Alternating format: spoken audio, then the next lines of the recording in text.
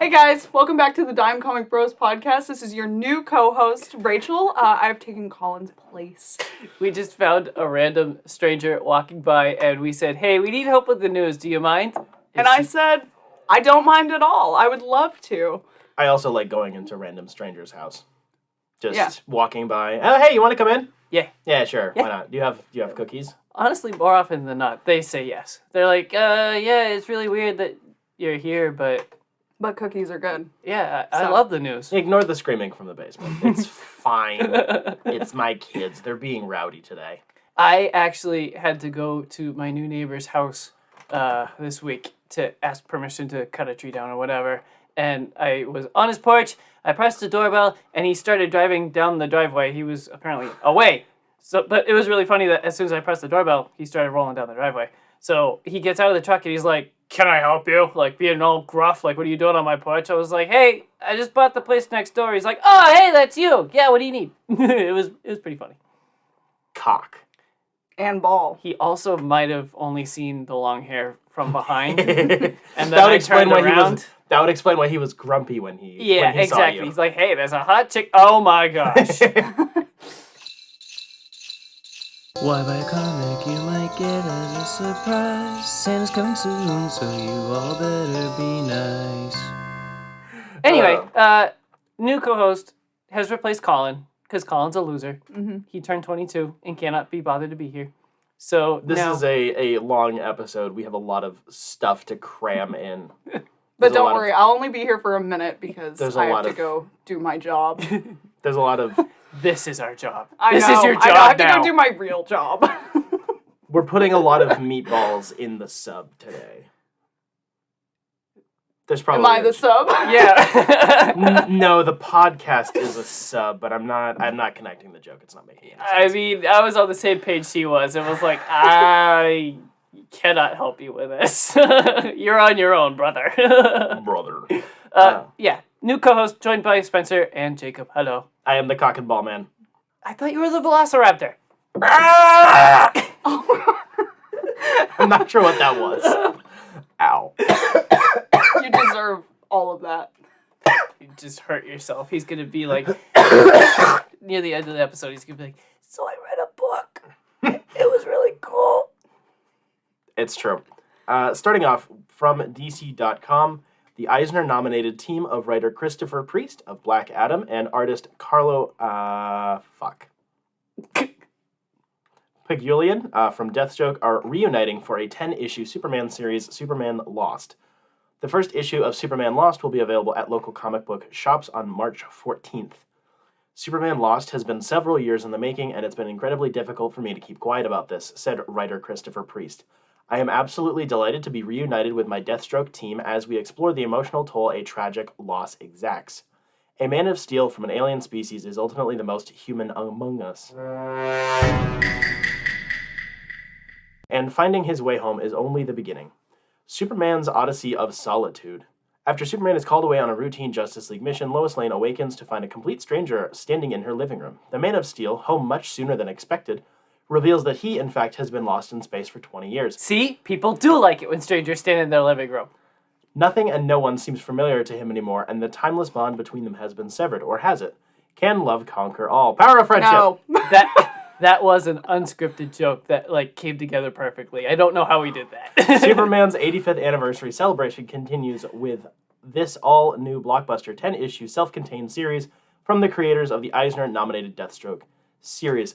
This is actually pretty interesting because the Superman's in a bit of a resurgence right now. Like, all the books are really good all at the same time, and this team was really good. I talked about the Christopher Priest Deathstroke run 2 or 3 months ago, and while it had some flaws, the art was really nice, and it has a lot of consistency in the writing, so this is going to be cool. Because the main issue I had with that run was, it was an ongoing, so they kept repeating information and, reintroducing the same characters over and over again, whereas a limited run is probably a better use of their talents. You say this is actually interesting the same exact way you say, this movie actually made me feel something. Shut the fuck up. It's a Superman comic. Of course you're interested. And it's only 10 issues, so it's going to be a nice, simple one for you to stay up to Up to date on. I need coffee. We have a live audio board. We don't need a keyboard to make audio. I was gonna slurp the coffee, but you were louder. You're a louder slurper than I am. If Colin was here, he would be like... Stop. He literally does that. Okay, I'm taking Colin's place, but not in that aspect of it. Well, that's disappointing! What's the point of having a woman here? Jeez. She is a It's bro. not happening. For a second. She's... What are you, a fucking lesbian? Jeez. She's a bro substitute. Ow. Don't hurt yourself. Circle. Okay, I'm going to read an exclusive from HollywoodReporter.com and then let you two banter about it because I'm going to have to drive really fast. The Dark Knight is headed into the 1920s in Batman, The Doom That Came to Gotham, with A Million Little Things actor David Giantoli. Is that close enough? Sure. Starring as Batman. The actor leads a voice cast that includes Tati Gabrielle as Kylie Kane, Christopher Gorham as Oliver Queen, John DiMaggio as James Gordon, Patrick Fabian as Harvey Dent, Brian George as Alfred, and Jason Marsden as Dick Grayson and young Bruce Wayne. The film is inspired by the 2001 graphic novel by Mike Mignola. I cannot read today. Why are you laughing at me? Because this is how it always is. Richard This Pace is exactly and what Troy Colin Nixon. does every I know. See, I'm perfect. And he usually goes, "What the fuck is that name?" I read Patrick like Kumi. him. I've got hips as wide as him. We're doing great. Oh man. Where was I? It is part of the DC Comics Elseworlds line, which tells stories set outside the DC universe. Sam Liu produces and co-directs with Christopher Berkeley, also co-directing. The film has a script from Jace Rickey. In Doom That Came to Gotham, explorer Bruce Wayne accidentally unleashes an ancient evil and returns to Gotham after being away for 2 decades. Batman battles Lovecraftian supernatural forces and encounters allies and enemies such as Green Arrow, oh that's exciting, Ra's Al Ghul, I couldn't read again for a second, Mr. Killer Croc, Mr. Freeze. Mr. Freeze, Killer Croc, Two-Face, and James Gordon. And there you have it, folks. That's it, you're fired. You fired. Thank you. That was fun. Yeah, it was fun. I can't wait. Thank you for letting me be your co-host today. Spencer's gonna kill himself now.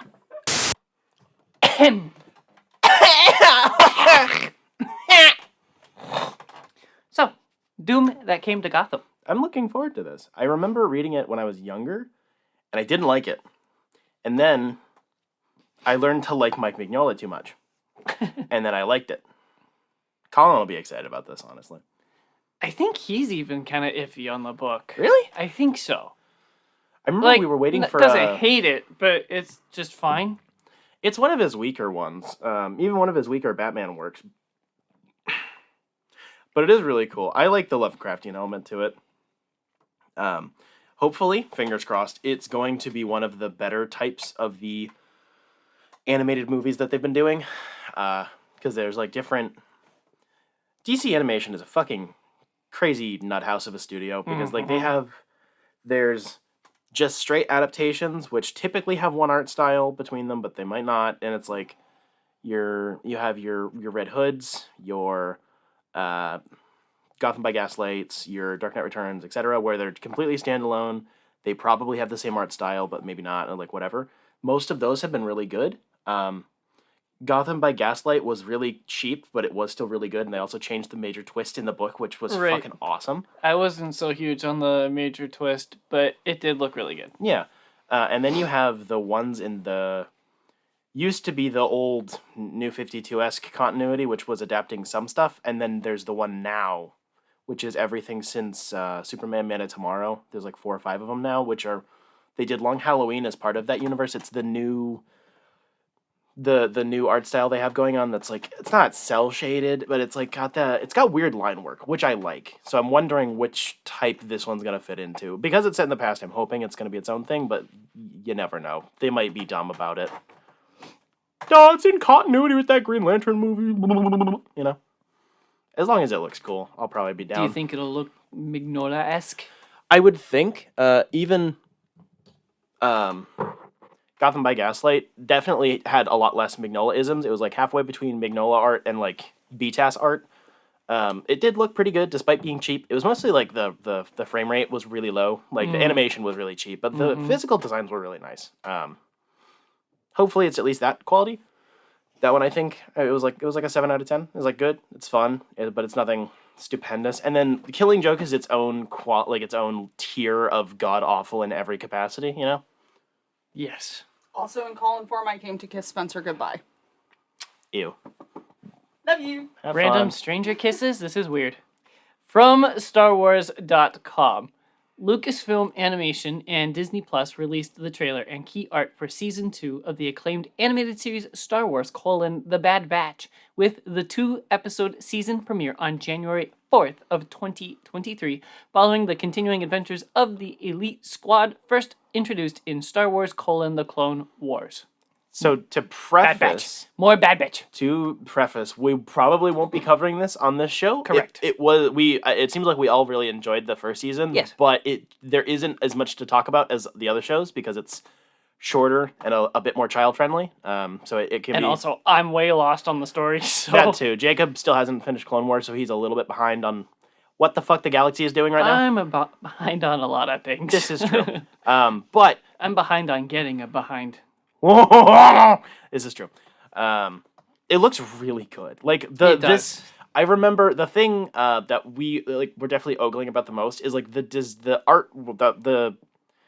art style keeps getting better every time they do something else. Like Tales of the Jedi was better than Bad Batch Season 1, and Bad Batch Season 1 was better than Clone Wars Season 7, which was better than Clone Wars Season 1 through 6. You know?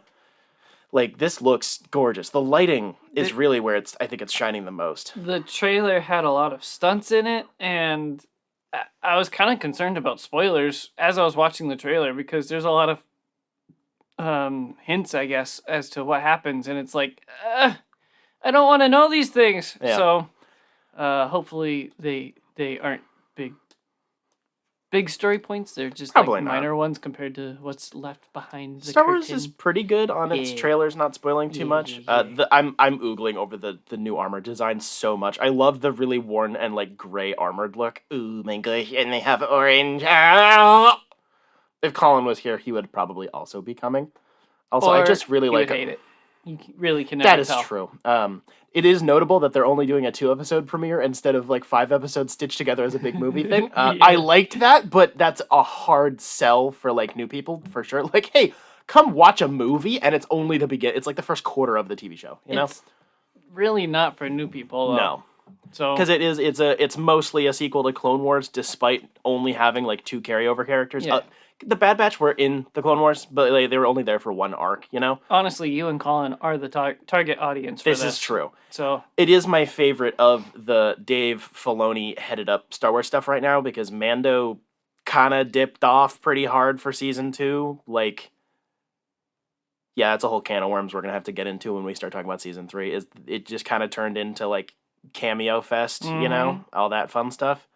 Bad Batch, I feel like it could have bigger consequences if they want it to. If it continues to be well received enough, they could integrate it into like some pretty big plot stuff because clearly they are setting up the fact that Palpatine has been looking into like advanced cloning shit forever, and that's like Rise of Skywalker stuff.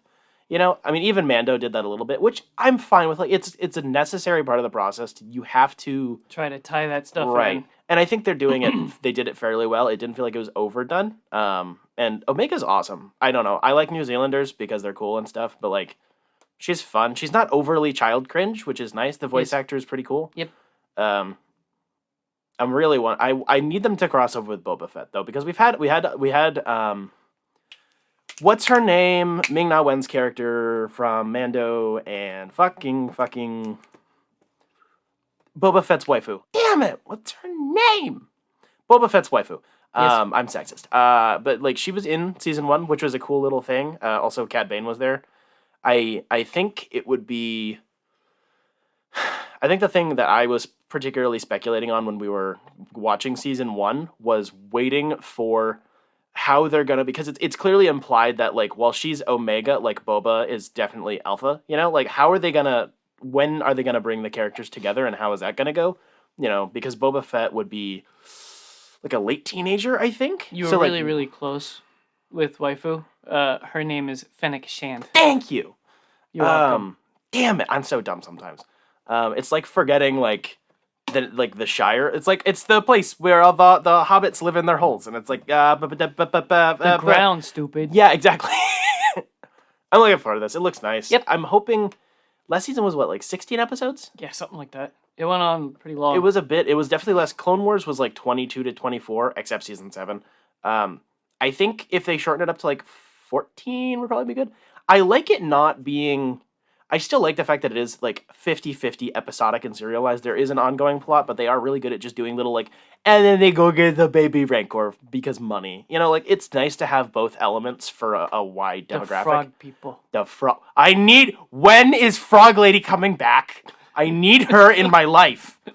Froggy, I want frog babies. Read the next thing, please. From Marvel.com, I'm gonna come. Jed MacKay's acclaimed work on the Doctor Strange mythos has captivated readers over the past year, and this March, a thrilling new chapter begins. Spinning out of the character's terrifying demise in Death of Doctor Strange and Clea's time as Sorcerer Supreme in Strange, comes an all-new ongoing series for Stephen Strange, where he'll resume his duties as Marvel's master of the mystic arts. This time around, MacKay will be joined by superstar artist Pasquale Ferry, known for his stylish work on recent titles like Namor, Conquered Shores, and Spider-Man Spider's Shadow. These two talents have devised a grand plan for Doctor Strange, centered around a shocking mystery that strikes at the very heart of Strange's legacy and purpose. The journey that follows will harken back to the iconic hero's psychedelic and otherworldly storytelling, taking readers to places only Strange would dare to go and introducing enemies only he could hope to defeat, including a brand new threat that Strange shares a personal connection with. It's his mom! In honor of this new saga, Doctor Strange will be donning a revamped costume designed by the legendary Alex Ross, and oh my gosh, it's so fucking hot, who will be gracing the series with breathtaking covers. The longest running poster I ever had in my bedroom that was not a Zack Snyder's Justice League type poster was an Alex Ross Doctor Strange piece that I picked up from Jetpack. It's so good. Stephen Strange is back. Reunited with Clea and Wong, it's back to business as usual for the Sorcerer Supreme. Have your children fallen into a deep nightmarish slumber? Are demonic refugees invading your home? Is your husband possessed by a satanic entity? Probably. Then call Doctor Strange. But when someone else begins to issue their own dark justice on Strange's mightiest foes, Strange embarks on an interdimensional search for answers only to discover the culprit may be closer to home than he thinks. I'm calling it now. It's fucking Clea. But moving on from that. You always blame the wife. Yes, but that's the thing, is the Strange run, which I've talked about a little bit, which I wish I had picked up to follow, because I think it's only going to be like 15 issues or some shit. And it's going to wrap up around when this comes out. She's a crazy bitch. She's great. Yeah, you've but talked like about that. she's like, I'm just gonna murder people. I remember. I think that's what it is. I think she's gonna be like, it's cool you're back and all, but like I kind of want to keep killing these people because they're assholes.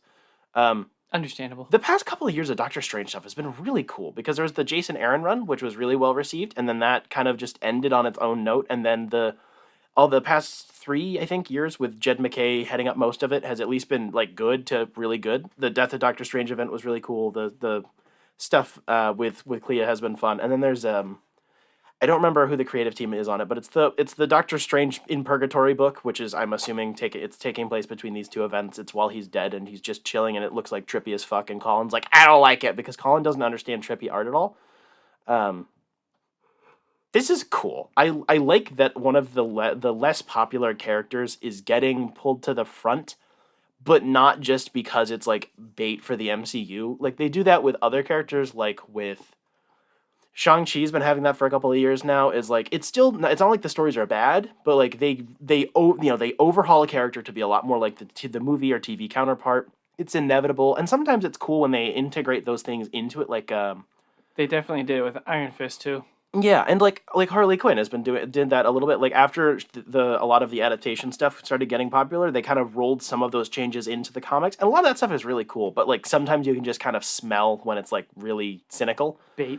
And, like, Doctor Strange, it has, like, nothing to fucking do with what the MCU is doing, really. Yep. Yet, anyways. Right. It's just, people recognize this character now, to some extent, and we can, like, give him a bunch of ongoing books, and they will sell and not get canceled immediately. Like Ghost Rider books, and Moon Knight books.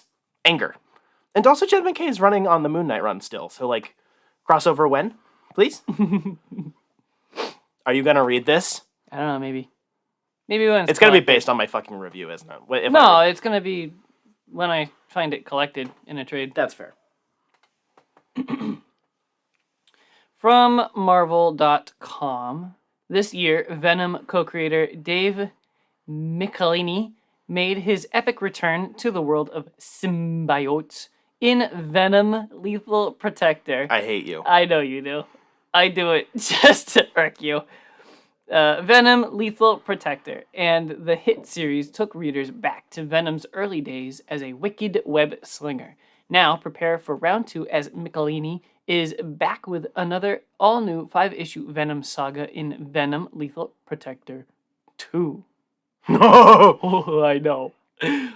Known for his legendary run on The Amazing Spider-Man, where he introduced and defined Venom alongside Todd McFarlane, Michelini knows better than anyone how dangerous Venom can be. Join him for another captivating adventure set in the sinister symbiote's past when Brains and Spider-Man were still on the menu. This time, Michelini will unite with rising star Farid Karami to weave an epic blockbuster story pitting Venom against one of comic books' most iconic villains, Toymaster, right? The arcade. There you go. There. No, it's actually Dr. Doom.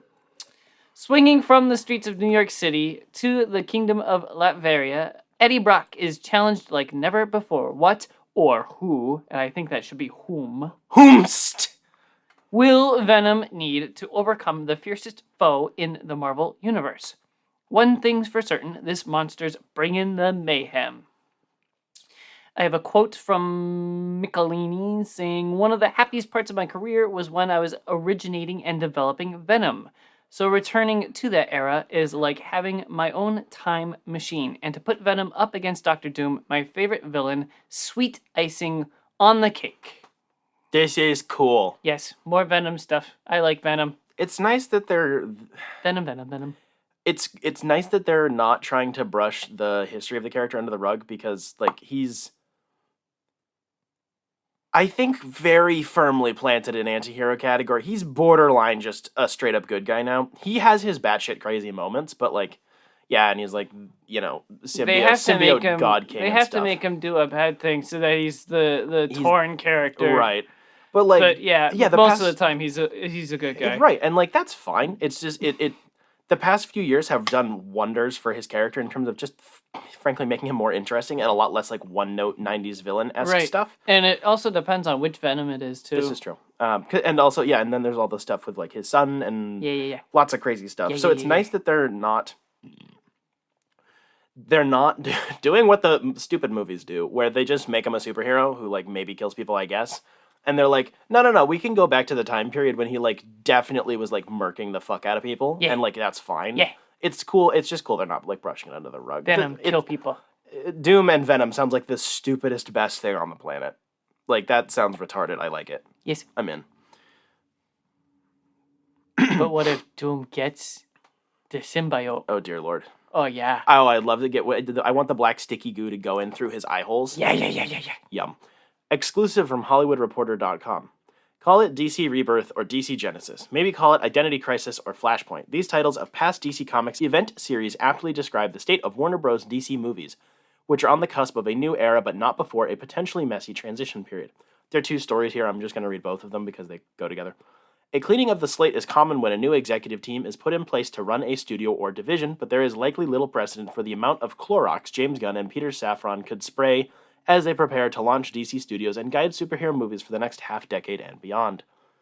Multiple sources tell The Hollywood Reporter that Patty Jenkins' Wonder Woman 3 is not moving forward and is considered dead in its current incarnation. Sources say that Jenkins recently submitted her treatment, co-written by Jeff Johns, and that Gunn and Safran, as well as Warner Bros. Pictures co-chairs and co-CEOs, Michael DeLuca and Pamela Abdy, broke the news to the filmmaker, telling her the project as it stood did not fit in with the new but still unfolding plans. And also from Deadline.com, according to those in the know, it was Patty Jenkins who walked away after receiving notes on the treatment she submitted to the studio. Apparently, her threequel pitch had character arc problems that rivaled those of Wonder Woman 84, which, despite being impacted at the box office by closed New York City and LA theaters during COVID and the studio's HBO Max/day and date release plan, was panned by critics at 58% rotten and not a rave with fans with a B+ cinema score despite the first one getting an A. One rival studio executive observed the potential problem in the current DC setup of having a filmmaker like Gunn providing notes to an established filmmaker like Jenkins, but we hear that Warner Bros. Motion Picture chiefs Michael DeLuca and Pam Abdy had concerns about the treatment before Safran and Gunn weighed in. The group provided notes. Jenkins fought back and defended her vision that the threequel's character arcs were solid. Jenkins was given the opportunity for another script pass, but opted to walk. So I think the second bit is what makes this a little bit more of a complete story, because the initial the initial scoop basically was like pretty aggressive, and it made it sound like Gunn just canceled a movie, and like that's not what happened. It was, she presented the script for pre-production, and then they're like, hey, you should probably do another rewrite on this. There have been leaks and rumors about some of the stuff that was included. I'm not going to include that because it's not substantiated, but some of it did seem kind of rough and kind of Wonder Woman 84-esque, overly relying on Steve Trevor for her development type stuff, despite some interesting ideas, in my opinion. And then she just chose to walk. So it sucks. Gal Gadot had posted on social media like a couple of days before this that she was really excited to get back in the role now that she's like recovered from her most recent pregnancy. So I have a feeling that I don't know if they're going to make another movie, period. There's plenty of filmmakers I could think of that have a similar voice as Patty Jenkins that could definitely fill the role. But I have a feeling that Safran and Gunn might take this as an opportunity to use Gadot, because she's still very popular among fans from what I can tell. And I agree with that.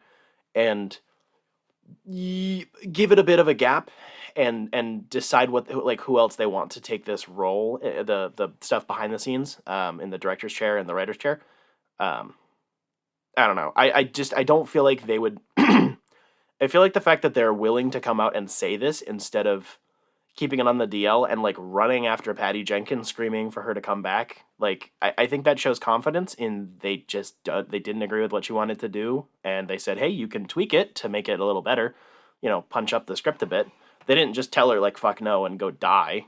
They gave her the opportunity. Like, that's what you do as a creative head, is like, hey, this is the stuff I think works. You should probably work on this. Here's some ideas, come back in a week. And if she decided to walk, that's her own call. I'm wondering how this might affect Rogue Squadron over at Lucasfilm, because that's also that's had a pretty rough production behind the scene, like rough pre-production with Jenkins. There's very little details on it. I thought that one was canceled. That's what I mean. Is like I don't remember if it was officially canned or if it was put on the back burner. I thought it was canned. Every time they announce a Star Wars movie, they put on the back burner, because that had a really cute announcement trailer. It was just like Patty Jenkins like rollerblading on like an airfield, and then like there's an X-wing, and she's like, "I'm making a movie about people in planes." I don't know. I thought it was a cute little thing, and it fit. It just I have no idea. I'm wondering. Every once in a while, I look up from my phone and I go, "Oh, there's a movie in the theater. Yeah, I should go." That's fair. I am not to be weird and speculative about someone's personal life, but like. This isn't... Jenkins also walked away. She was the original director for Thor: The Dark World. She had a lot of interesting ideas for the script with a pretty similar story. But when Marvel didn't want to like concede on like not making Jane a plot device, basically, like stuff like that Jenkins is very... has strong opinions on, which is stuff that I like about her filmmaking. They just kind of pushed back, and then she left, which... They ended up basically just getting a fill-in director for that movie. So, like, I'm wondering if she has a little bit of more of a fighting spirit than she might warrant. It's just an opinion. No idea. Whatever. I'm waiting for this to blow over and we find out. Yeah, it is a shame we're going to get such a big gap between Wonder Woman entries, because Gal Gadot is really good. And, like, 84 wasn't great. It wasn't abysmal, but it wasn't great. And, like, Justice League was made in 2016, you know? So, like, she hasn't been on screen in a long time. They had a fill-in for her for the shadow scene in Peacemaker. So, like, I don't think they want to get rid of her by any means. I think, like, don't be weird and conspiratorial about it. But it is a shame it's going to be a while before we see anything. From Marvel.com, Marvel released the first poster and trailer for Guardians of the Galaxy Volume 3, releasing in cinemas May 5th of 2023.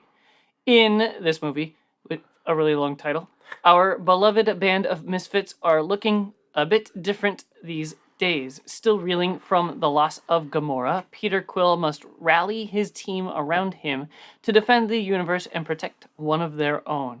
A mission that, if not completed successfully, could quite possibly lead to the end of the Guardians as we know them. I know who they're hunting. It's definitely Rocket. Yeah. Because this is following up on the Sovereign plotline from Volume 2, and they're like, oh my god, we're gonna kill the Guardians so good, and then they're like, oh my god, look, it's Adam Warlock, and we know he's in this movie. Yeah. We see him in the trailer. Yeah. Will Poulter's looking beefy as fuck. Like, they show Rocket's origin a little bit. Yeah, like 100%. They show him looking pretty haggard, which reminded me of Cosmic Ghost Rider, where they almost killed him, and I almost shed a tear. Yeah, I think there's going to be more to it, but I think they're going to focus it from being the Sovereign are after the Guardians to the Sovereigns are after Rocket, specifically. They'll probably throw in some extra stuff on top of that, but everyone's been saying the same thing about this movie, but like this does look like really fucking good. Yep. Just the tone is nice. I like the matching uniforms. I know people don't like them because they're the unique costumes are nice. It's a cool look, especially when they come together. Like, they look like a band of misfits. They're all from different walks of life. They all have weird outfits and shit. But they've been together for so many years at this point because the gap between Volume 2 and Volume 3, whereas we had Endgame and like Infinity War were kind of in the middle of the timeline between the two. Like, that's a big gap. Like, they, as we find out in something we're going to talk about a little bit later with the holiday special, they're in a very different place in life now. So, like, it makes sense by now. Like, they'd have matching uniforms. And they look cool. I like the, like, brown and navy look. It's cool. Yes. I don't know. It looks nice. It does. Thick Groot, let's fucking go. Cosmo, such a good boy. Dougie. I can't tell if Cosmo's a dude or not. I think it's a girl. Pretty sure Cosmo is a boy in the comics. books, but like I'm pretty sure the voice sounds like a girl. I don't really. Doggy. I don't know. Doggy. It's a doggy. I don't know its gender. I haven't peeked under it, but it's a good boy. I like that. Until I find out. I give it belly rubs and go, oh, you're not a good boy.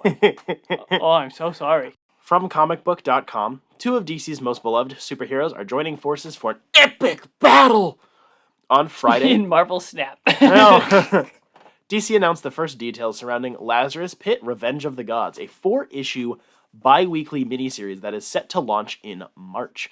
The miniseries, which is written by G. Willow Wilson and art by Xian Tormey, will surround Wonder Woman and Shazam, the Shazam family in a fight against the gods of the DC universe. I think you mean the Shazamily. Yeah. The storyline of Revenge of the Gods will also stretch into Wonder Woman 797 and 798, with those issues featuring Mary Marvel backups, Mommy, from Josie Campbell and Caitlin Yarsky. Revenge of the Gods will be the next chapter of Lazarus Planet, the upcoming DC event that was initially expected to only span January and February, which is now part of the larger year-long storytelling initiative Dawn of DC, which we talked about 2 weeks ago. Lazarus Planet, Revenge of the Gods, takes place immediately after the events of Lazarus Planet. The gods of the multiverse have decided to take down the heroes they once called champions and the world they've sworn to protect. For years, the gods sat idle atop their mountains as their legends faded into obscurity along with their bodies. Now is their time to remind the selfish mortals of their existence and take back the world with something more powerful than belief, fear. Only the brave heroes Wonder Woman and Shazam stand in their way, but will their combined powers be enough? This actually sounds really fucking cool. And it's nice that it's not the center of an event. It's like it's a second tremor after the main earthquake type deal. It's just a little thing that happens afterwards. Yep. Instead of like, this is an event book. It's like, it's like 4 issues. It's gonna be so much fighting. There's gonna be so many good punchy punches. And I want to see Wonder Woman being mother to so many Shazam children. It's gonna be so much fun. You just want mommy.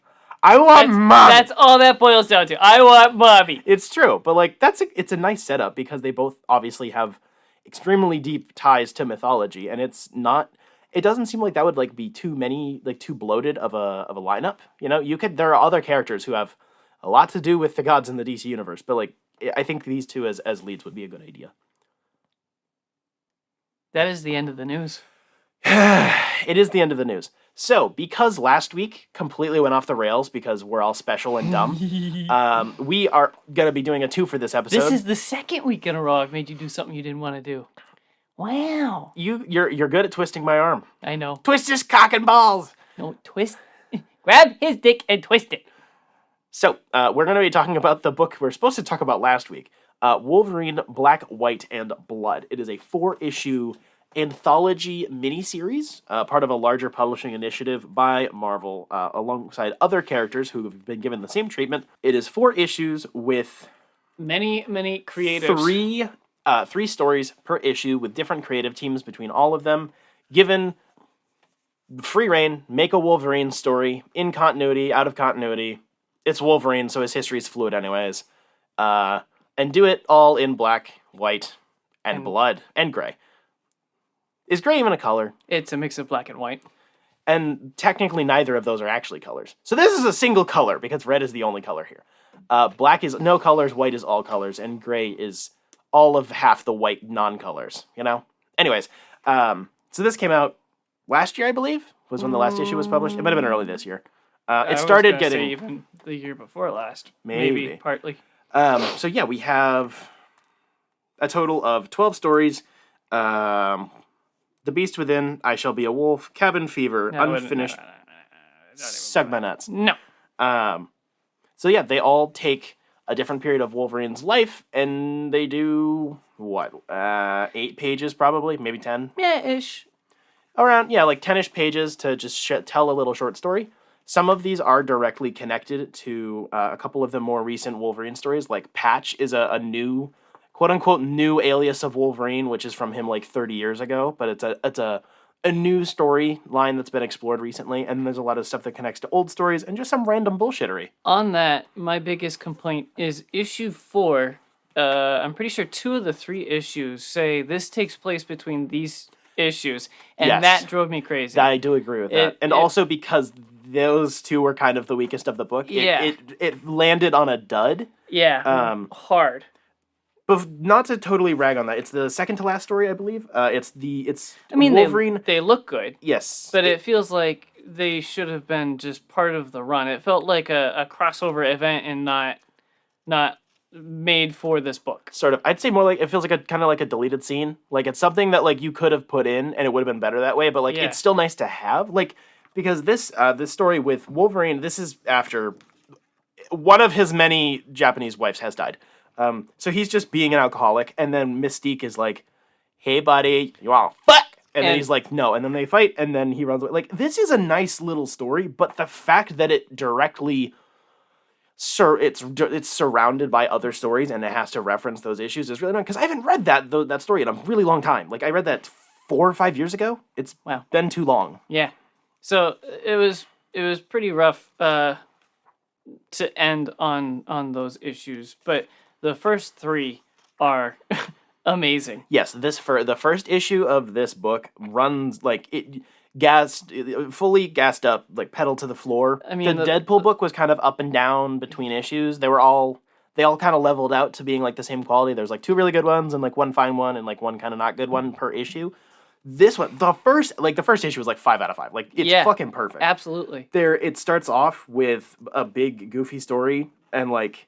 It's not really that goofy. I don't know. The line between big and like gory and dark and gross and like schlock is so fine in my mind. It's got the cybernetic Wolverine fighting Sabretooth in the woods, and the evil corporation is watching them, kind of like Cabin in the Woods, where there's just cameras in the woods everywhere. And then they pick him up with a big fucking magnet. I love that.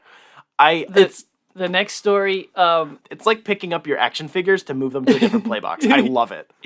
The next story is one of my favorites. It's like Wolverine teams up with old man Nick Fury, so the white one, senior, and then they just do some Nazi hunting. That's it. They just go around. There's a bad guy, and like Wolverine gets kidnapped, and the bad guy's monologuing like, I put a bomb in my ass. we've outsmarted you, and Wolverine's like, no, I outsmarted you, and then blows up the whole building with the bomb up his ass. It's so funny. It's awesome. I love it when stories actually take advantage of Wolverine's power set, not just he's so strong and durable, he'll never stop fighting. Like, that's fine and whatever, but like a lot of heroes are like that. Their durability is kind of relative based on the story they're in. I like it when it's like he can regenerate from like a single brain cell. And Just it's like fucking obliterate him and he'll be fine. It's Deadpool doing that. He's like, Right. yeah, I'll swallow a grenade and walk in there. Mhm. No problem. But you don't usually see that with Wolverine. Yes, for sure. And I like that it feels like a cute little, like, it feels like a weird Christmas story. Like, it's like, yeah, for Christmas I want to team up with I want to put Nick Fury and Wolverine together to go kill Nazis. Just because, like, Because it's Christmas. It feels It's the holiday spirit. This feels like something I would write. Honestly, it has a lot of my storytelling likes all over it, and the art is just phenomenal for that one. The first issue ends with a story where Wolverine is like ripping through the countryside on his motorcycle, and he finds a cabin with a baby like hidden away in the oven, and there's like death everywhere, and he's like, this is weird. And then there's like a showdown, and he kills the bad guys, and it turns out it was like corrupt cops or something. Yes. So that one. Oh, that one page though, he's standing on a pile of corpses, and the corpses are like a little bit bloody but mostly black. And then his claws are mostly white with some blood, and there's like a huge blood splotch instead of white as the background, and it looks so splotchy and bloody. It looks like, not like they actually used blood, but it looks splotchy as if it was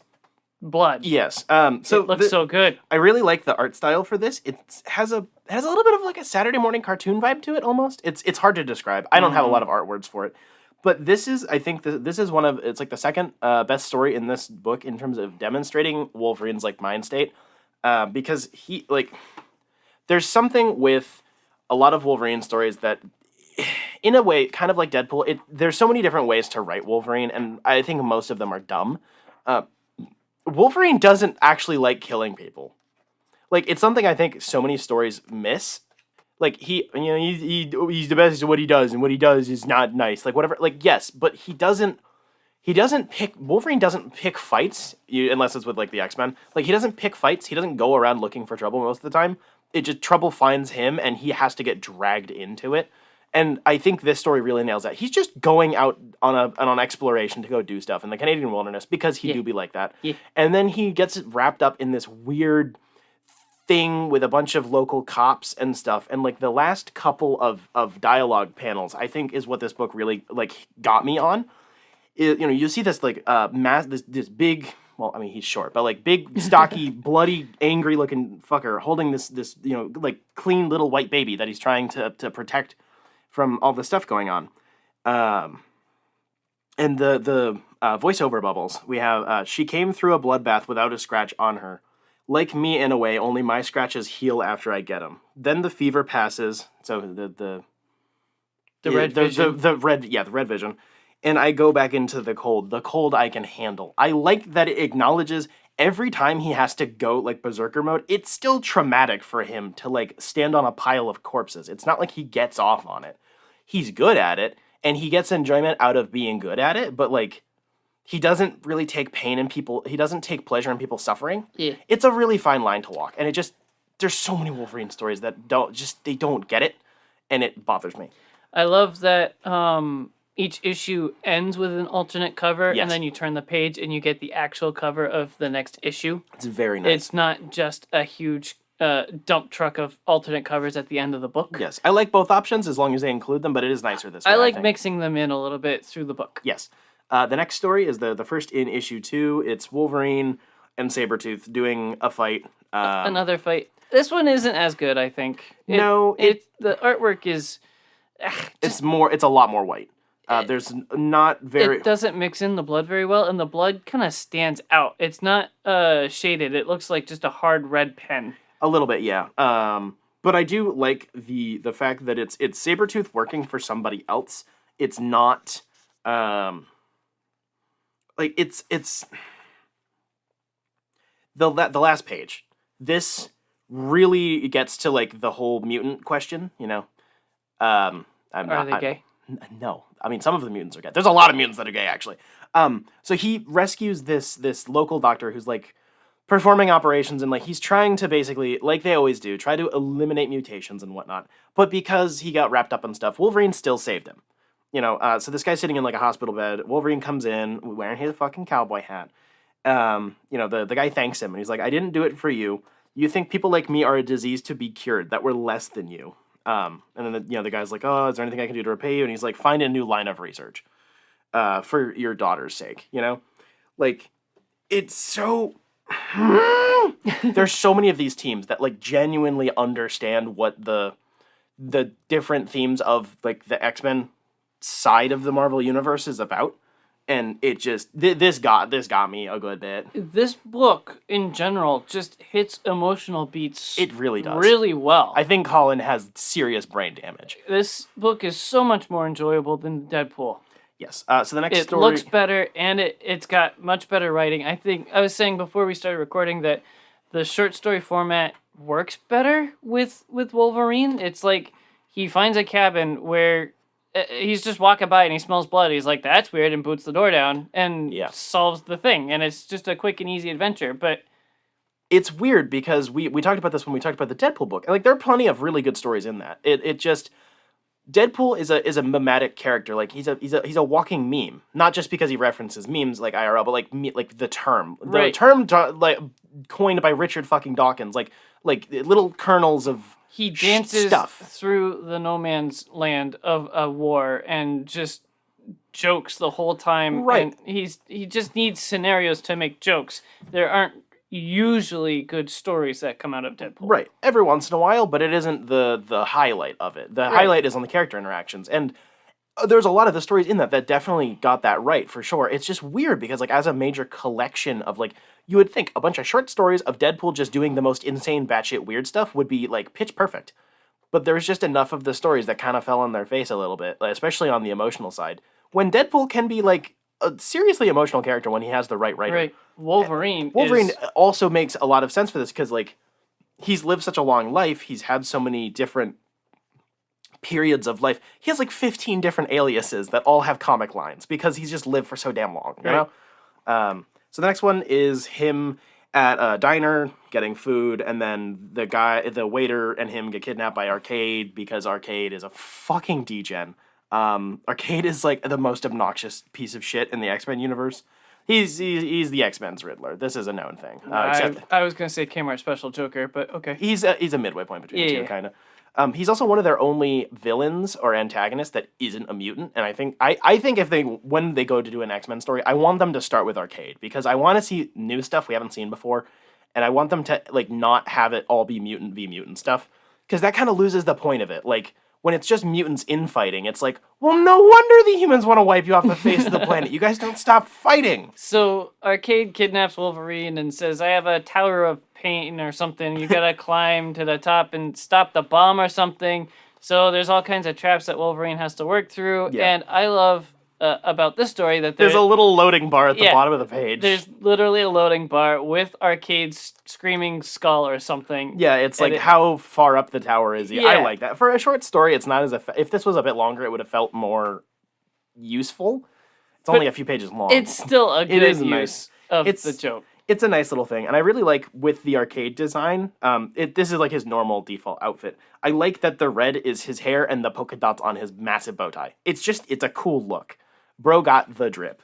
I like the white suit, but I see what you're saying. Yeah, no, I mean I like both parts of it. Yeah, it's a nice use of the red. I love how this story looks.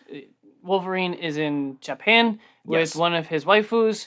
I don't really remember what happens. That's not one of his waifus. That's one of his children. Okay, whatever. One of his metaphorical. It's Kitty Pryde, just not under that name because she has a lot of cat. She used to Okay. But it's one of his wolf pups basically. The coloring is amazing. It's so cool. And this is it's like the kimono she's wearing is red, so they're not just using the red coloring for blood or or anything like that. Like, there's ornaments hanging around, there's flowers, there's her dress, there's all kinds of things that they use the red for like world building and not just blood. Yes. So the creative team on this is the one that I was really looking forward to. It's Chris Claremont. He's one of the best like X-Men writers of all time, and I was really looking forward to this story. And I like that it's set in the patch era of recent exploration. There's just a trade that came out like last week for it. This makes me interested in looking into that more than normal. It's like, oh wow, Wolverine has another name. Holy shit, I've never seen that before. But like this looks really interesting. I really like when they call him Patch, and he's got an eye patch. You get it? Yeah, it's so funny. It's not just a doggy name because he's Wolverine. He's trying to imitate Nick Fury. I see you have stolen my look. I just like it. It has a lot of. It's set in Japan, so it has a lot of a manga feel to it, but it doesn't feel like a manga book. It just is like it's like 30% manga. So it's borderline that shitty 3D rendering that we were complaining about from issue 4. Close, but not quite. Right, it's not quite, and it looks pretty good. I can't even bitch about it. There are sometimes the proportions can be a little weird. There are definitely a couple of panels where I'm like, that doesn't quite look right, but the designs are good. The expressions are extremely expressive. That was like one of the best in this whole thing. So the next one is I think this one is my favorite. This is you gotta say the title of it because it's a lot of math. 12 Warriors and a Broken Heart. Sorry, 32 Warriors and a Broken Heart. I'm dumb. This one was written by John Ridley with art by Jorge Fornes. This is a direct follow-up on a previous story, but it isn't a following this issue. This is based on his main wife, the big wife.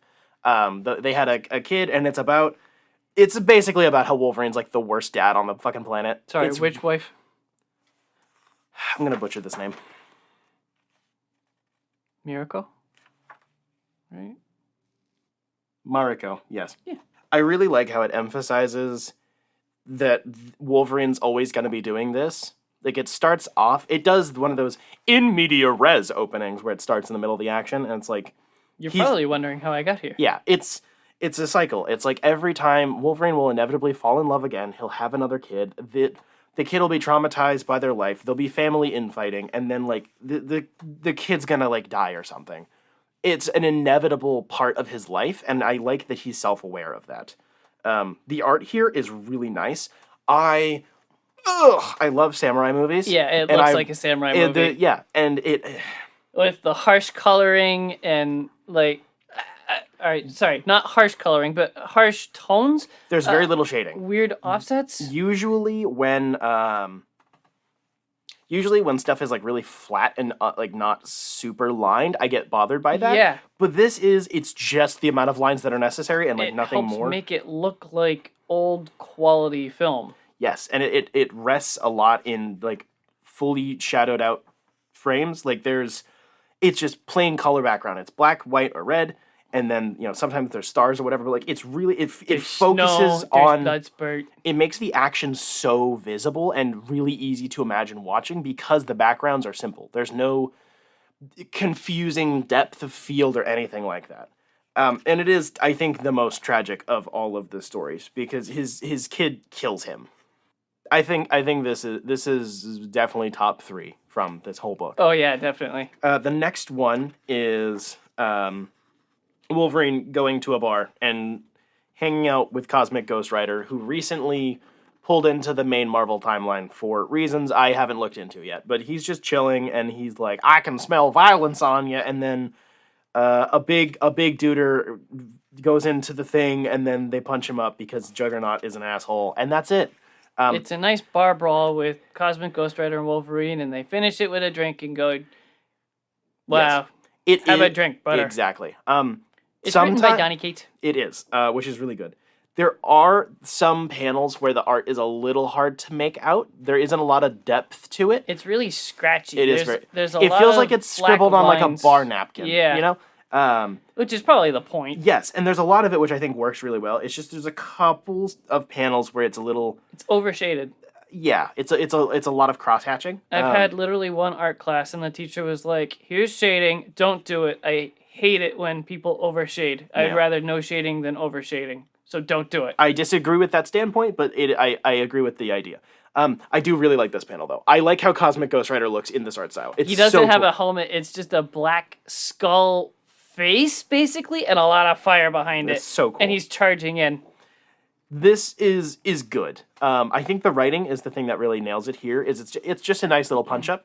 But I did not know that I wanted Wolverine and Cosmic Ghost Rider to hang out. But now I want them to go on a road trip, you cowards. It makes sense to have them like sharing a 6-pack. What if Wolverine gets involved in that new Cosmic Ghost Rider run? Ooh. He was involved in the regular Ghost Rider run that's going on right now, so that could be fun.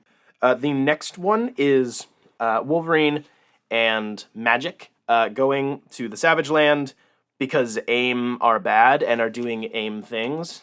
And then they encounter basically a rip-off Predator. It's all right.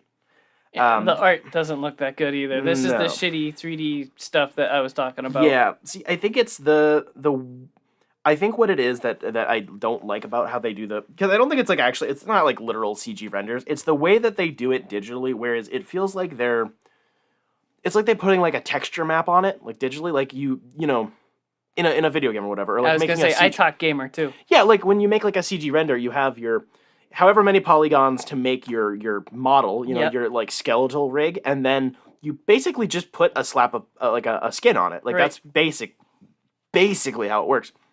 And you can put on different texture maps and stuff. And that's kind of what it feels like.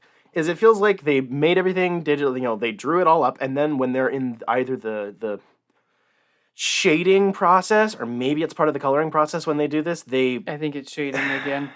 They pick, this texture with this gradient, and then they like drop it into this between these lines. Yeah. And I can get why you'd want to do that. It just doesn't really work with me. It's clear to look at. I do like how Magic and Wolverine interact with this in the story. They're it's not really like a father role, but it's like older friend and younger friend, and they're just chilling.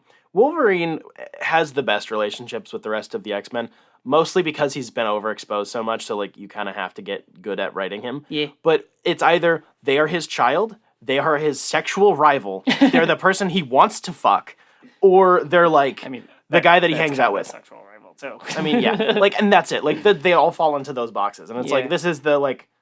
We just chill. You're like, it's like him and like Iceman. It's like they just kind of hang out. Wolverine, despite being an asshole, he kind of gets along with everybody. It's the weirdest dynamic.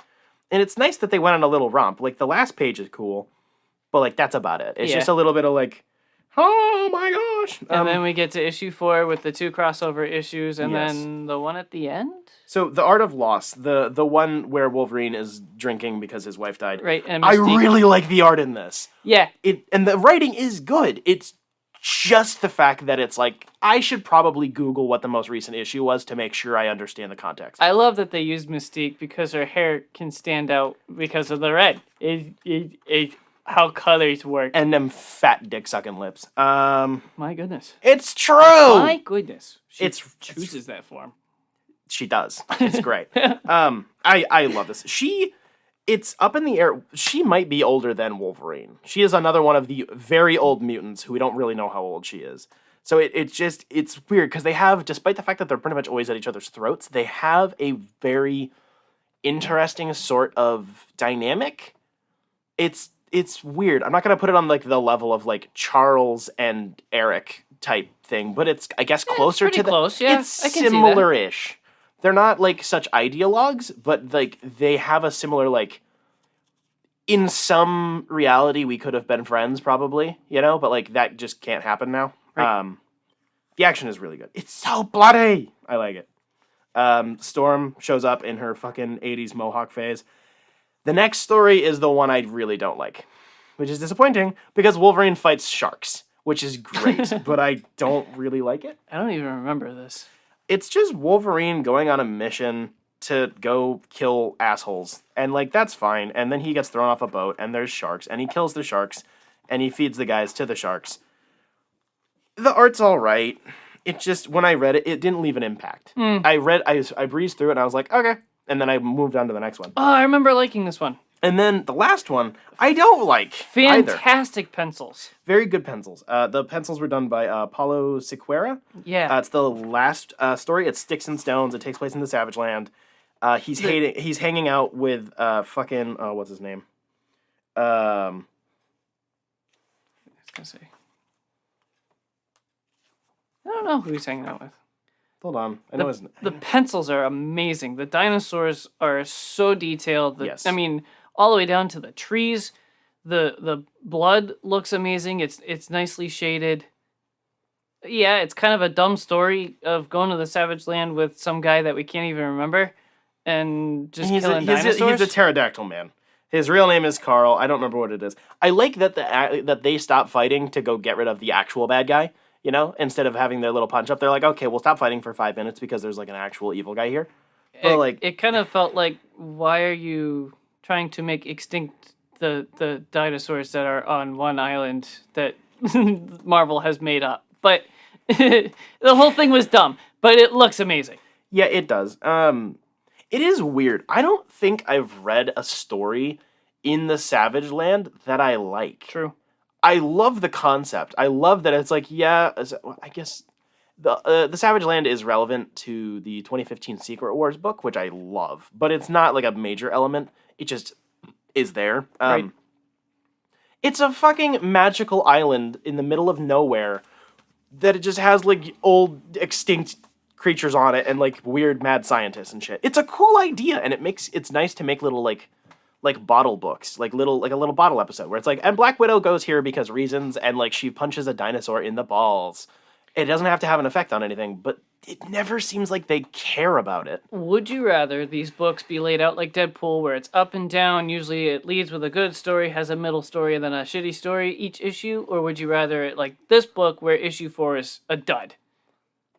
That's a good question. I don't know, because I like Deadpool was probably more enjoyable to read each issue as it came out if you were buying it like that, because like there is at least definitely a really good story in the issue, but this one, it's nice to not sometimes breaking up really good stories can make you not appreciate them. It sounds like that's backwards logic, but like sometimes if you read a really good thing and then there's a dud, it puts you in a bad mood, and then you don't want to, like, the next story is really good, but you're not in the right mind state to read it. You go into it skeptical. I like that the stories get progressively less emotional.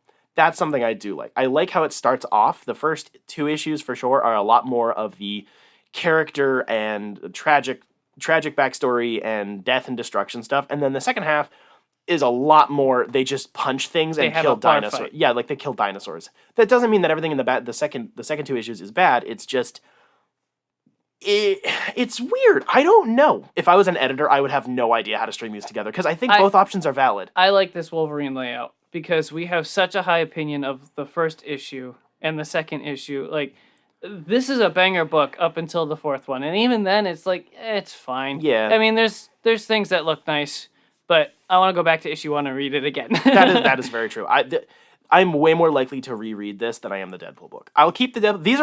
These are good coffee table books. Absolutely. This is like your random friend who doesn't read comic books picks it up and is like, what are you gonna do? Read for 5 minutes? Like, yeah, no, pick it up, see what I'm into, and then you'll a couple of minutes for one of these stories. Like, nothing crazy. They're nice little bite-sized portions. This is the Treasury edition for $30. That was worth $30 for sure. The Deadpool one was kind of pushing it. I got it for 20 or something. Fuck 25. You. I think the Deadpool one was kind of pushing it for 30. The physical book is really nice. I like the Treasury edition size, and I like the cover, the thickness of the paperback. It's a bit thicker than the usual like cardstock covers. Yeah, no, I think 30 is good for that. I think that's a good reasonable amount for the amount of content. It took me about... I read it, I tried to slow down and read it, so it was about an hour, I think, for the whole thing, front to back in one sitting. And I think that's worth it. So, moving on from this Deadpool book, we have the Guardians of the Galaxy Holiday Special, which came out on Disney Plus like a week and a half ago. So they are on Nowhere. Apparently they own Nowhere now? Yes, they bought Nowhere from the Collector after Endgame. The Collector is not dead, So that might come up later. But I don't even remember why he would have been dead, but everybody's been surprised he's not dead. It's because when Thanos went in Infinity War went to nowhere, and then it was because he was like, haha, I pulled a sneaky on you, and then that we didn't see the Collector, so everyone's like, oh, he probably killed him. Yeah. So that's fun, I guess. Cosmo's hanging out with Doggy. I love Cosmo. He's such a good boy. I think my biggest point with this, more than anything else, is I like that it gives us a little bite-sized chunk of where they are. Yeah. Going into the next movie. I don't think it was planned like that, because this was planned after they made 3. Like, it was in the middle. Apparently, yeah, they were in the middle of filming it. And then they're like, we have an extra 2 weeks we can spend on something. Yeah. And James Gunn wrote up a script in like 2 days. You know, like, that's cool, but I think not that it's required reading type material, but it's gonna be useful if you want to just have a feel for where they're at, like, emotionally speaking. It gives you a good idea how the dynamic is working, because now Nebula and Sean Gunn's character, what's his name? God damn it. Kraglin, there we go. They're fully part of the family now. Like, it's just one to one, like, all the way across the board. It's not like in 2 where Nebula was, like, still kind of antagonistic, but, like, she's really focused on, she's very centric to the story. And then in Infinity War and Endgame, she's, like, kind of part of the family now. And in Volume 2, Kraglin was basically just, like, the pilot, you know? I like that it's clearly they are all, like, on equal footing now, which is really nice.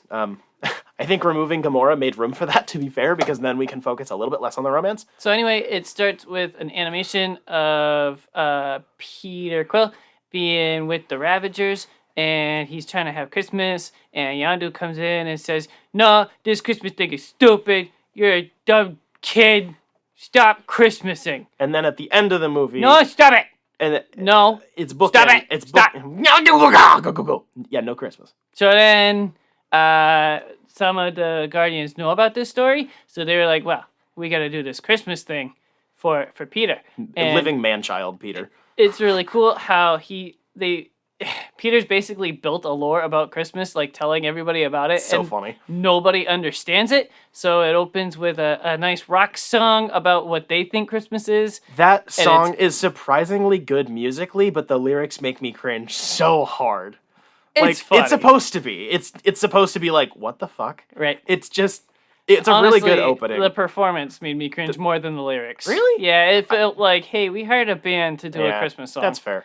I really like the opening animations. It's me too. Like not ranking. It's got a lot. I can't remember the name of the company that did, but like there are a lot of holiday specials that have animation like that. It's clearly reminiscent of like this is formatted like the Star Wars holiday special. It just what is. They were aiming for. And it's nice. It's just got the cute little. It's got the bookends of animation. It has voice work by Michael Rooker, who's I swear to like James Gunn's bestie, which is nice. So then Mantis and Drax go on an adventure to Earth and try to kidnap Kevin Bacon because he's a superhero in Peter Quill's childish eyes, and they bring him back. Peter's like, "The fuck did you do, you morons?" Yeah. They have it's nice to be they had the sad the every Christmas movie needs the no, what have you done? And then I made you sad, but then I realized what you did was nice moment. Yeah. So I really like how it focused on the 2 characters that have been given the least amount of work in the movies so far is with Drax and Mantis. Despite the fact that Mantis was like key to Volume 2, she was a bit underutilized, I think. She was very present, and she's there, and she has a cool power set. And the performance of Pom Klementov is really cool as her. But it's really nice to actually get a better idea where she is now that Ego's not in the picture, because she's very different than she was when we met her. You know, the vibes are entirely different. She's still an idiot, but like, it's funny because I was always wondering after watching Volume 2, I was like, are they going to ever address the fact that their half siblings are like what? Because it's so clearly implied that like, yeah, I impregnated some weird people with antenna and then I stole their kid, but like she's useless, but she's more useful than the other useless one, so I kept her. It's like, are they going to ever address it? And then they address it, and it's like, it's this cute little emotional through line. It probably won't be super relevant in the next movie. It adds to the family dynamic, and it's nice. And it's nice that Peter was like, he didn't care that like she was like dumb and was like, oh no, it's a secret. Like he's just happy to have family, you know? This special felt kind of 50-50 for me, of feeling like shitty. We filmed it in one day after writing it on a bar napkin the night before, and being really funny and good Christmas entertainment. I agree. It was, I felt like I didn't like it afterwards, and having sat on it for several days, I'm like, I've warmed up to it better. That's fair. Like, there's a bit where they find Christmas decorations and Drax thinks a candy cane is a little man, and that just doesn't make sense to me. It doesn't look like anything. No, it was no. She grabbed the candy cane. He grabbed the elf. The elf is the little man. I think you're backwards. No. But anyway. I know what you mean, though. There but are then, parts like, of it where 5 minutes later, they're getting shot at by cops, and Drax is laughing his ass off as he's getting shot. And that was, like... It was genuinely funny. It wasn't a commentary about cops or whatever. It was just, like... trying to stop a kidnapper, and Drax is like, that tickles, stop it. I think the thing that really got that vibe is it's like a combination of like the cinematography and the lighting. It looks like a commercial sometimes. Yeah. Particularly when they're like around, like on Earth. I'm not gonna complain too much about it because like it's like they whip this up in like 5 minutes. Yeah, of course it's gonna literally. look like that, and most holiday movies do, and like that's not the end of the world. I think that all the stuff with Nowhere looks really good because that is 100% the set from Volume 3. Like, they literally were like, we need this for a little bit longer. Hey, and that pull was... out some Christmas lights real quick. Yeah. Oh my gosh, that must have been such a bitch to put up if those were all real lights. I don't know, like, there's parts of it that, it's definitely a little bit of an afterthought. It's a bit cheap, but, like, it does have a lot of effort put into the parts that matter, I think, the most. Right. And it still has some good quality to it. Yeah, like, the performances are still pretty good. I think that Dave Bautista and Palm Klimtov are fucking great. I love their chemistry together. I love them. I love them in Volume 2. I love their really weird, stupid, are they romantic? I can't tell dynamic. It's so weird. So. I don't understand. I think they're just good friends. It's so fun, though. It was cool. I like that this thing, it remembers that Drax is not a bitch, like, powers-wise. It's the thing that Infinity War and Endgame kind of forgot, which was really disappointing, is like Drax's family was literally killed by Thanos, and then there's just no addressing of that later. Like, he doesn't get any closure on that or whatever, and that drives me crazy. And it always felt like they depowered him for the sake of comedy, which I get. But like in the beginning of Volume 2, he's hanging out of a spaceship and getting like obliterating the countryside because he's dense. And it's nice that this movie is like, yeah, he can just tank bullets to the face. Like, it's remembering he's strong, and it is cool that Mantis, like, got fighting abilities. She's a freaking beast with her power. She does not have any ethics at all. She's so just cool. like, hey, you're gonna... Fucking kill yourself. Yeah, literally. In Minecraft. That was really cool. Surprisingly, Kevin Bacon did not ham this up or, like, send in a mailed-in performance. Like... I'm sure he was like, oh god, Marvel wants me to do a movie. But like...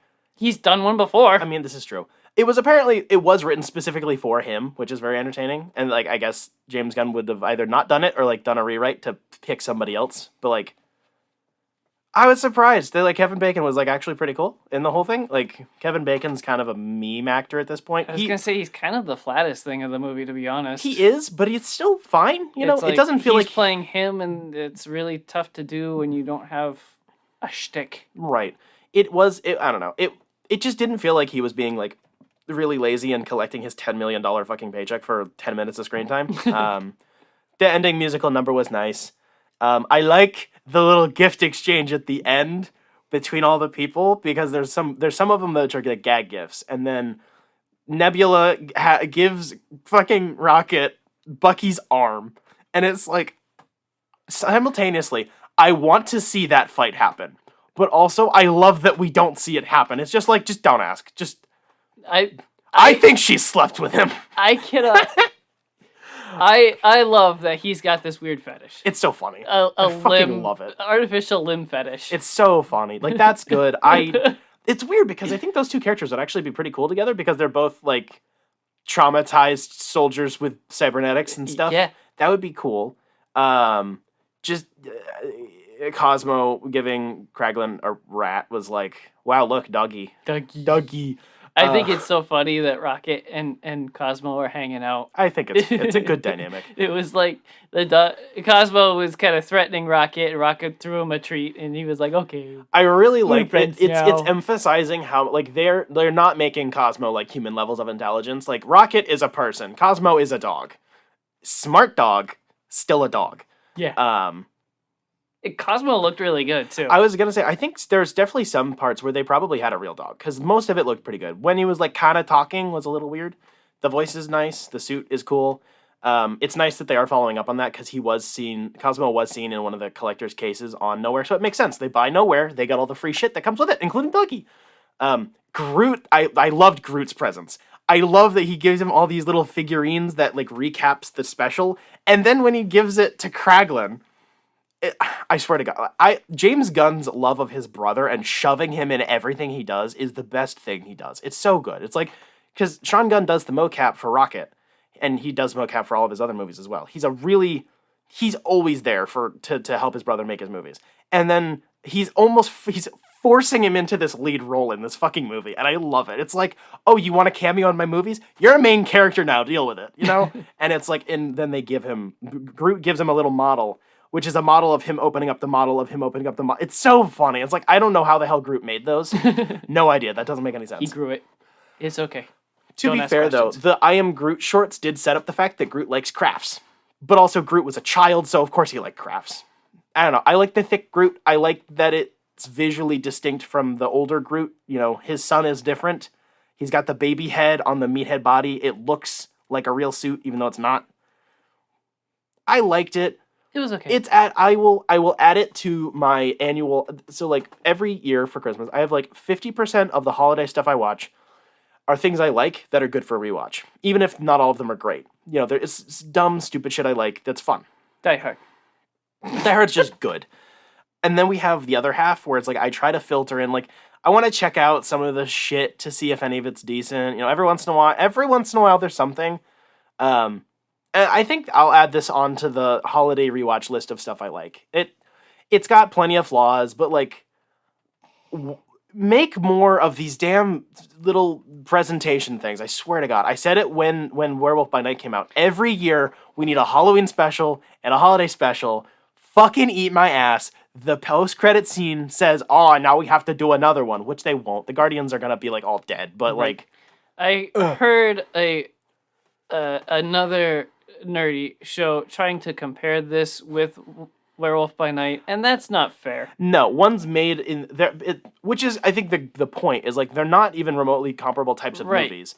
They're both movies that are shorter than usual, like full runtimes, because like the old monster movies would usually be like 70 minutes long. You know, I was talking to my radio when I was listening to it. Like, that's not fair. You can't do that. Yeah, like I mean, it's fair to compare them in terms of. I think they're more successful than the TV shows in terms of like hooking people because one, they're shorter. Yeah, and they're so much more digestible. Right. But like, yeah, in direct comparison, like no, one's supposed to be a schlocky holiday special and the other one is like an old monster movie. They're not comparable. I want to pet the doggy. I do too. I want to pet Rocket, but he'll kill me. Yeah, probably. I want to pet his otter wife. They're going to have so many cybernetic little animals. It's going to be so much fun. This is cool. It's not. That's one of your waifus. What? Do you even know why? No? Who is this? The voice of Lois Lane and plenty of other... Like, in every animated... Where'd you pull this from? Why do you have this? What were you looking at? I was going to talk about watching the Injustice movie last night, but... Oh, that movie was so bad. It's bad. She's the voice of Lois Lane in that and makes sense. Many, many, many, many other things. That's fun. She's hot. Yep. That was like the second worst animated movie they've made. That one was really bad. We're gonna disagree on this movie. What? In general. It's so fucking shit, dude! In general. You like the comics, and it fucks the comics and the games. You're insane. Next week is gonna be spicy. Yep. Thank you for listening to this episode of Dime Comic Bros Podcast. If you made it all the way through, feel free to drop us a like and a comment and all that fun stuff. Please and thank you. We will return next week to discuss The Incredibles 2. Ooh. More mommy. That'll be interesting. This is going to be a spicy one again with Colin. All three of us will be chilling. We'll be recording it round about... Nope, that's not Christmas. You're stupid. The three of us will be hanging out, watching a movie, and talking about the hot, stretchy mom. So it's going to get spicy. We're going to have a lot of talking points. So plenty of time for Colin to get caught up and have a bunch of stuff to talk about, Mr. Special Man. Go follow our social medias on Twitter and Instagram. We are going to be using the YouTube community tab a bit more for updates, just because it's available and useful, and Twitter's going downhill violently, and it's shit. So having more options is always good. A notable difference you'll probably see on this by the time it goes up is that the Dime Comic Bros YouTube channel is now Dime Comic Bros Network, and the Dime Gaming Bros channel, which is for our second podcast, the gaming show that Jacob and I do, has been removed, and all of those episodes have been brought over to the Dime Comic Bros Network page, just like all of our audio sources.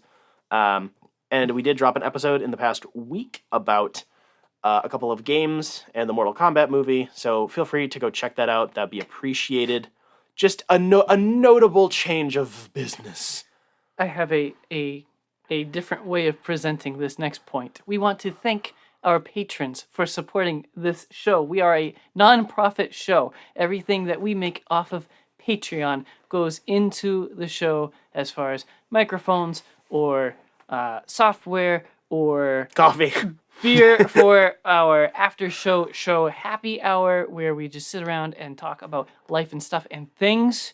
So it just sounds good to say it's a nonprofit show. It means we're not making money off of it. We are poor. It's a funny way of putting it. We are a 501(c)(3). No. We could be for profit, but we never will be. Nope. So thank you to our Patreons, Caitlin and Jeff Lawrence. You relapsed. You said Patreons. Damn it.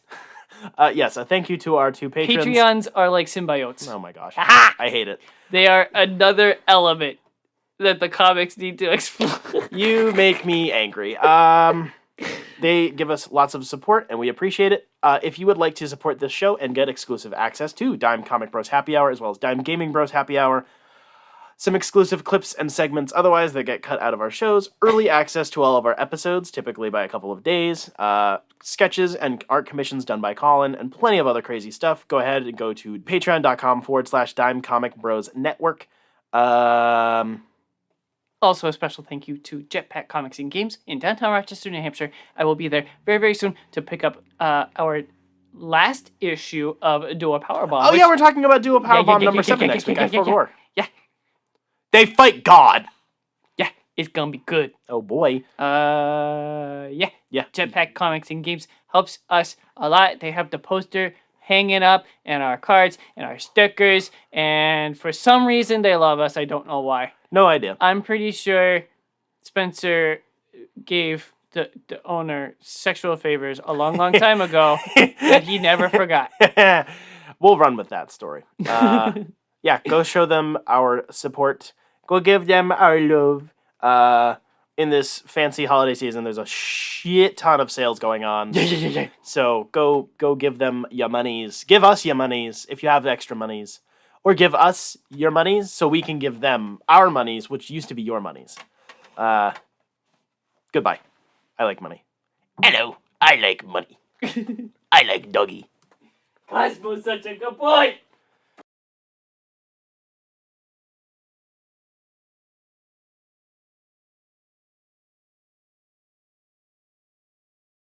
There's a sequel to Velocipaster coming out, and I need to see it. What is the original?